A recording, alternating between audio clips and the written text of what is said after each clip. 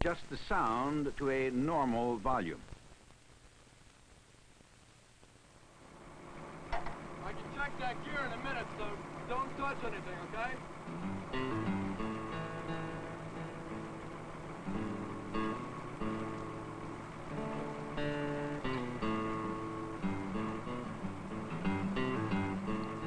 Hey! Get down from there! Now!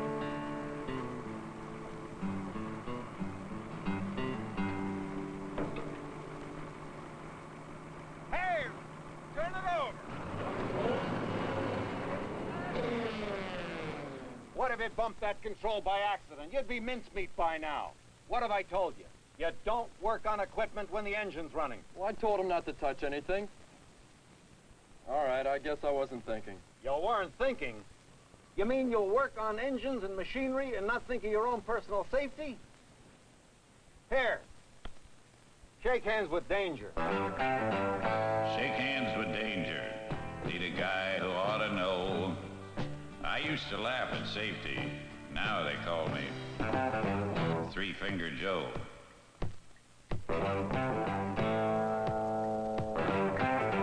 Shake hands with danger. Find it anywhere you choose. Be careless for a moment. Spend a lifetime with the blues.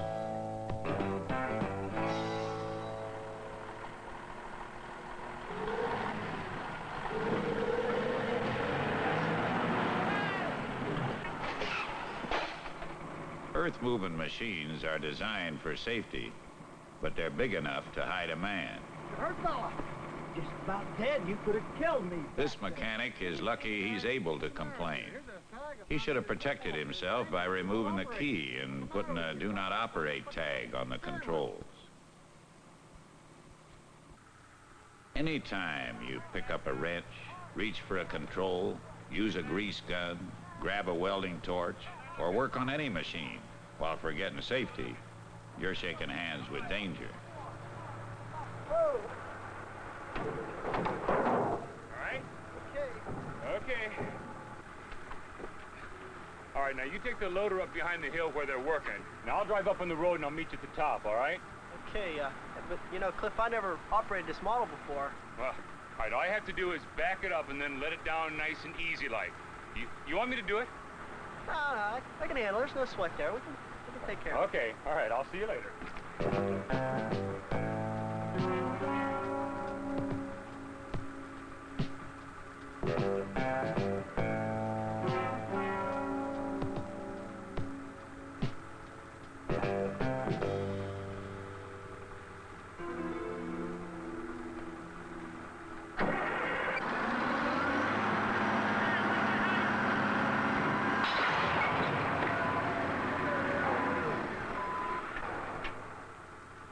What this man didn't know was that the operator had left the lift lever in the raised position, so the arms would rise automatically when the engine started. Yeah, I'm all right. No, I'm okay. A qualified operator would have known better. The man shouldn't have tried to perform as an operator when he wasn't one. Well, you weren't kidding when you said you didn't know how to run that thing, were you? Chuck Hamlin is no beginner. Before he begins changing an O-ring on an excavator boom, he checks. Oil temperature down, engine off, bucket grounded, hydraulic lock engaged. Okay, he'll have that O-ring installed in minutes.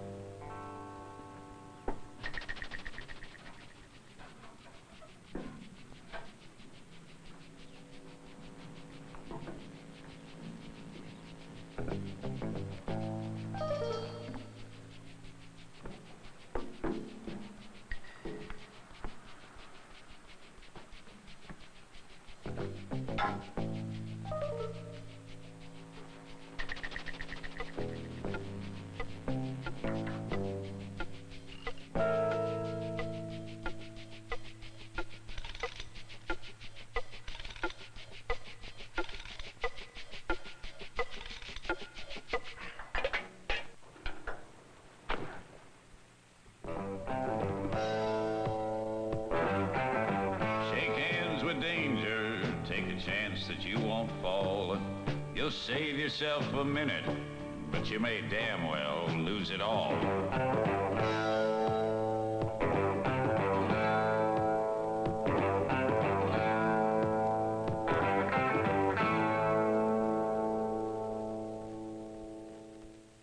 Wherever possible, the stick should be extended and the boom lowered so the work can be done at ground level.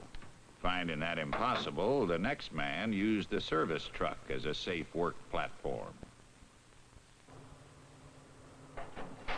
Climbing with tools can create a hazard. Use the steps and the grab irons. Keep at least 3 points of contact, 2 feet and 1 hand unencumbered.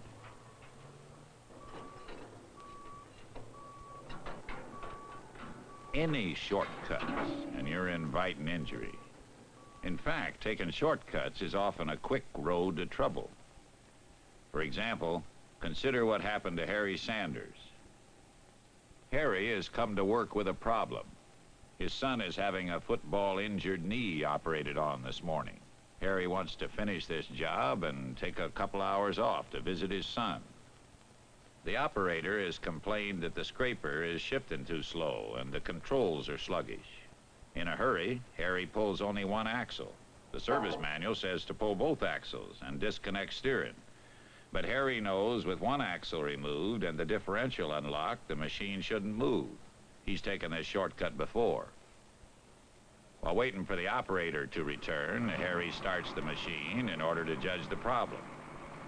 While he waits for the engine to warm, Harry's thoughts drift to worries about his son.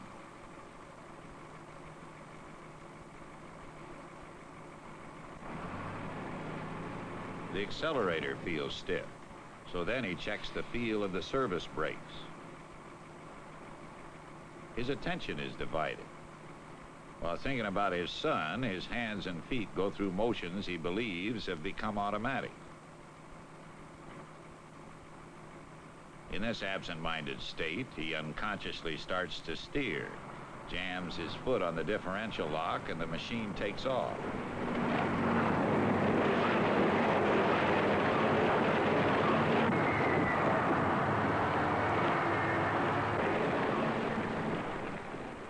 Lucky for the stunned operator, the machine stops itself.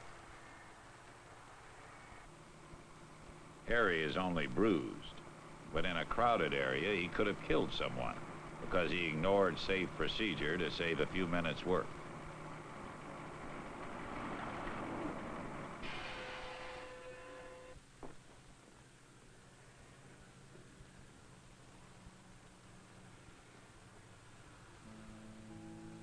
Now, most people have days when they come to work with worries, hangovers, or distractions. Those are times for being doubly cautious. When the body's on the job, but the mind is elsewhere, it's danger time.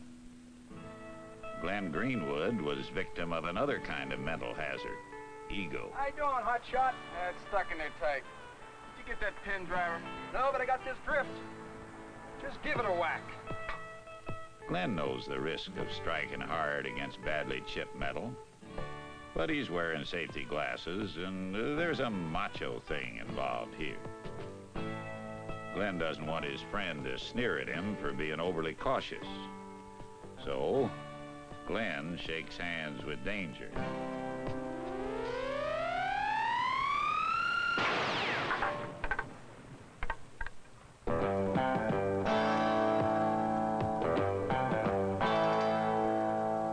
Maybe his friend would have laughed if Glenn had insisted upon playing it safe. But he sure as hell isn't laughing now. With tools, the time to make sure you have a safe ending is before you start using them. They should be the right tools for the job and in safe condition. If Glenn's friend had ground off that mushroomed face, taken care of the tools he uses, he could have prevented that accident.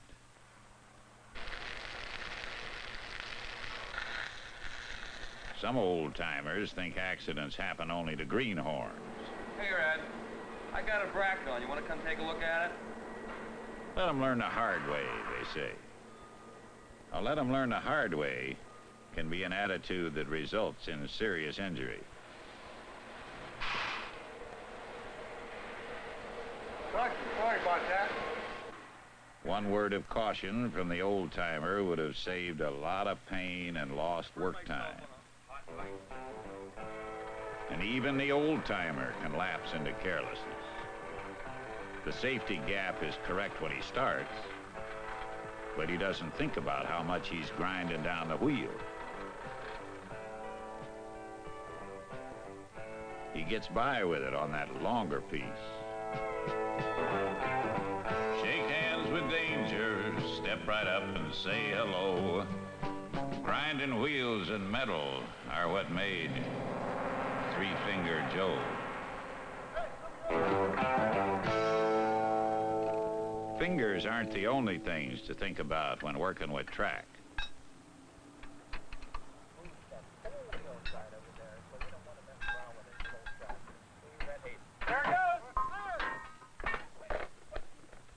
A near miss due to the mechanic's failure to restrain the track before he unloosened it at a high point.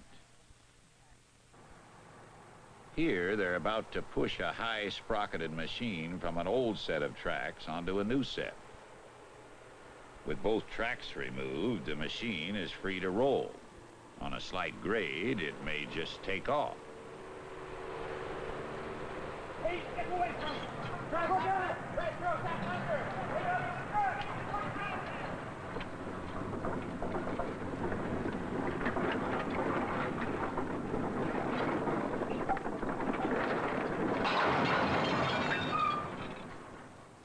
If they'd had an operator in the machine, he could have stopped it by dropping the ripper or blade.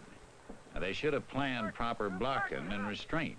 But better still, they should change one track at a time. Then there can't be a rollaway. Have we got going here, huh? Hurry and failure to heed safety warnings can also endanger those doing routine maintenance.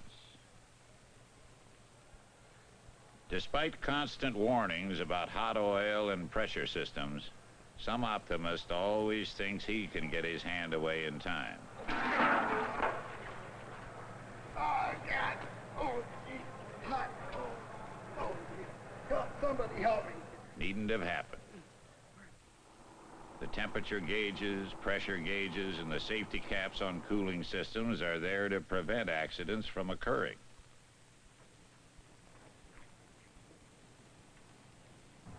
The people who shake hands with danger are those who don't learn beforehand what they're getting into, like the owner whose brake rotor chamber has been losing air pressure. Hey, Sam. I got the brake chamber off the loader. I got to run into the dealers to get some repair parts. While I'm gone, will you take it apart to save us some time? Okay, Bill. At this point, the service manuals call for the insertion of a threaded tool to hold the spring force. Sam hasn't read the manual. He doesn't know he's releasing a force that might be as high as 1,750 pounds.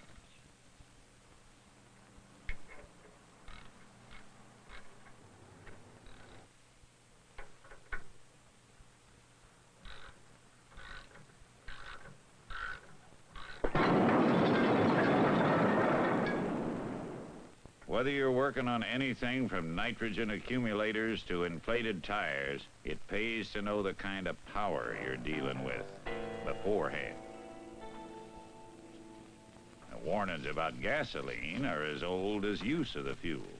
Yet somewhere, somebody is always deciding it won't hurt to use it as a cleaning fluid just this one time.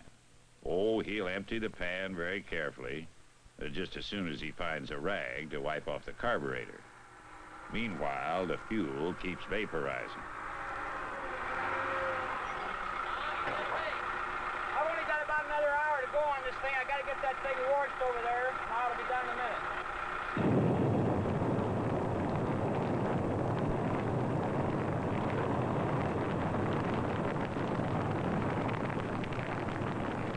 It's possible to become overconfident about handling dangerous materials. A good reason why safety instruction should be repeated at frequent intervals. Oddly enough, it isn't lack of familiarity with the job that causes most accidents. Often it's the routineness of the work that makes a person overconfident. Now, Bill Myers is changing buckets.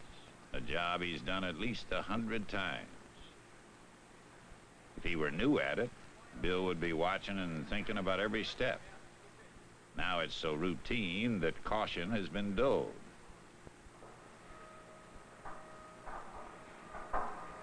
The hole is dry. The pin won't slide in. There's no stick or swab in the grease can, but he could surely find one if he took the time to search around.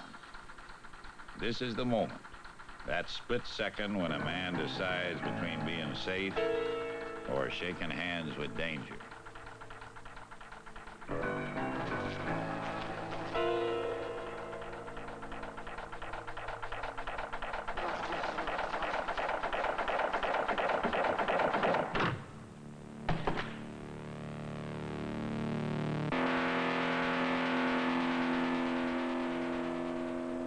If he couldn't find a stick or a swab, Bill could have had the linking members moved apart and greased them separately.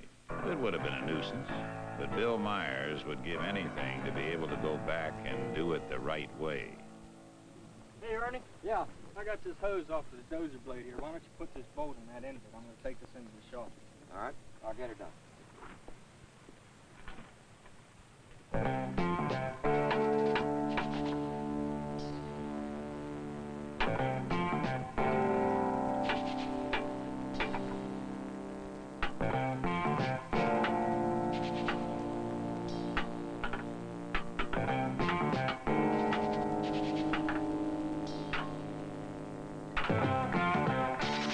He should have blocked both push arms, and he should never have relied upon anything as unstable or crushable as building blocks.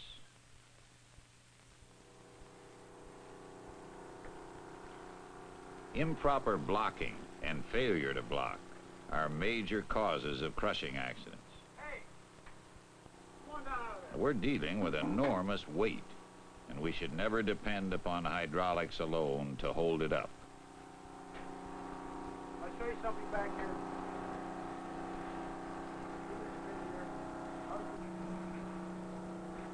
Ted, the position this truck bed was in without these locking pins in, and you working underneath the truck bed, and it had failed, you'd have had it. So, these pins should be in place as such. Now, it's always important to look out for the other guy. Safety is always in the hands of people on the job. The warnings and cautions are there for those who heed them.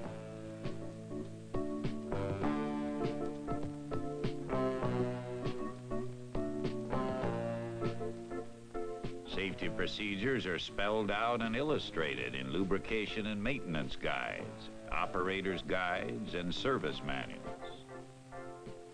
The protection is there in machine design and safety devices.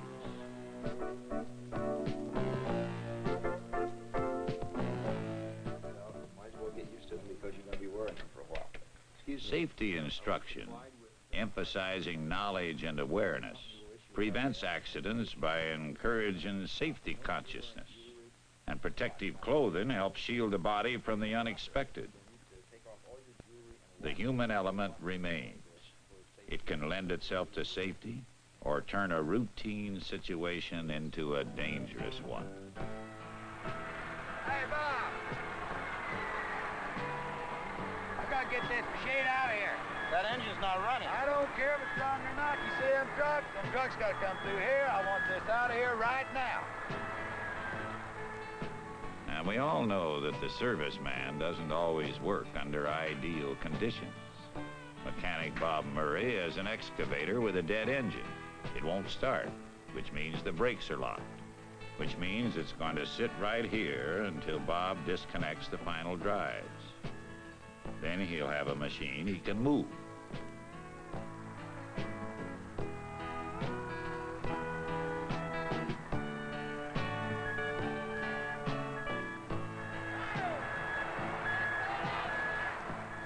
What he should also have, but doesn't, is a second vehicle to provide braking.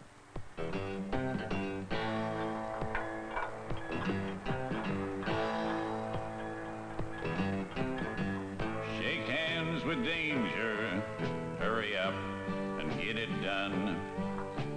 It takes 2 men to move this thing, but I'll make do with 1.